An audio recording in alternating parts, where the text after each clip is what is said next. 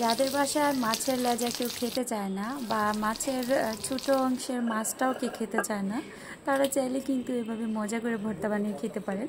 তো এখানে আমরা তেল দিয়ে খুব ভালোভাবে মাছগুলাকে ভেজে নিয়েছি, আর মাছের লেজাটাকে ভেজে কাঁটাগুলা খুব সুন্দরভাবে ছাড়িয়ে নিয়েছি যাতে করে একটা কাঁটাও না থাকে। এরপর এখানে নিয়েছি পেঁয়াজ কুচানো। চলুন তাহলে এখন মজাদার ভর্তাটা আমরা তৈরি করে নিই।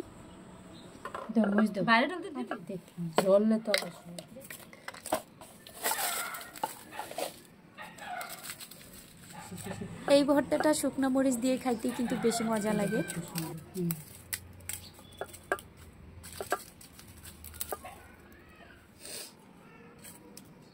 লবণ লবণ আনলে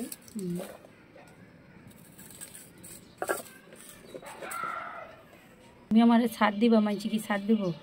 আর দিব এই চলে মনে হয় না। মাছে তো লবণ আছে না, এখনই চলা শুরু হয়ে গেছে তোমার? না অন্ত খবর হয় নাই, আগেই সে ভয় পাইতেছে। মরিচগুলো মাখানোর আগেই আমার পেঁয়াজগুলো একটু মেখে বা ডলে নেওয়ার দরকার ছিল, তো সেটা করি নাই। এই জন্য ভাই আর আপু দুজনেই খুব বেশি হাসাহাসি করতেছিল। তো এখানে আমি পেঁয়াজগুলোকেও একটু ভালোভাবে মাখিয়ে নিচ্ছি যাতে একটু সফট হয়ে যায়। আর এই যে হাতে মাখানো ভর্তাটা, এটা যে খাইতে এত বেশি মজা লাগে। এই ভর্তাটা শুকনো মরিচ দিয়ে বেশি ভালো লাগে। কাঁচা মরিচ দিয়ে যারা পছন্দ করেন তারা চাইলে এভাবে বানিয়ে নিতে পারেন, শুকনো মরিচটাকে স্কিপ করতে পারেন। তো এখন আমি ভর্তাটাকে খুব ভালোভাবে মাখিয়ে নিব। এখানে তো বুঝতেই পারতেছেন যদি কাঁটা থাকতো তাহলে আমার অবস্থা কি হইতো। আর এই জন্যই কিন্তু কাঁটাটাকে খুব ভালোভাবে বেছে নিতে হবে যাতে একটাও না থাকে। এটা অবশ্যই একটা ধৈর্যের কাজ।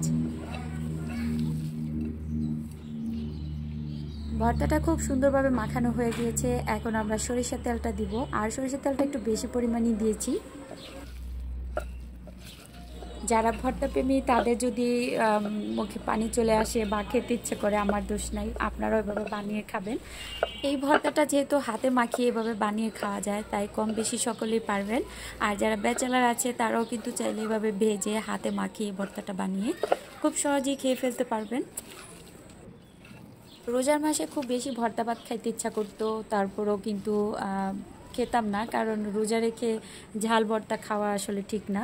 তো এই ধরনের পেঁয়াজের ভর্তাগুলো তো আরও ঠিক না।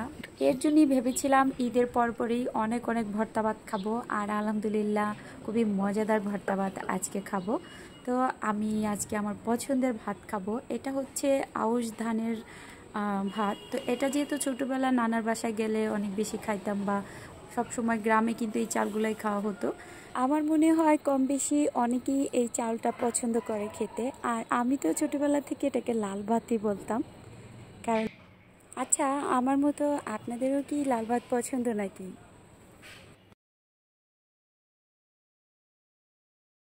তো আমার মা আর আমি ভাইয়ারা অনেক বেশি পছন্দ করি, যদিও মাহি তেমন একটা পছন্দ করে না।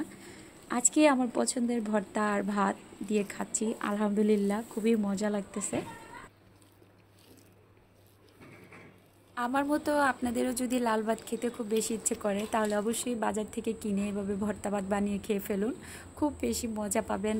আর আমি ছোটোবেলা থেকেই ভাতটাকে লাল ভাত বলেই চিনতাম। যাই হোক, আজকে ছিল পাটের শাক, ভর্তা ভাত, সাথে হচ্ছে নদীর পাঙ্গাস মাছ, আলু টমেটো দিয়ে ভুনা। খুবই মজাদার একটা আয়োজন, আলহামদুলিল্লাহ আল্লাহ যা রিজিকে রেখেছেন। আর আজকের খাবারটা সত্যি অনেক বেশি তৃপ্তি সহকারে খেলাম, তাই ভাবলাম আপনাদের সাথেও শেয়ার করি। আর আপনাদের যদি খেতে ইচ্ছে করে অবশ্যই ভর্তা ভাত বানিয়ে খেয়ে ফেলুন।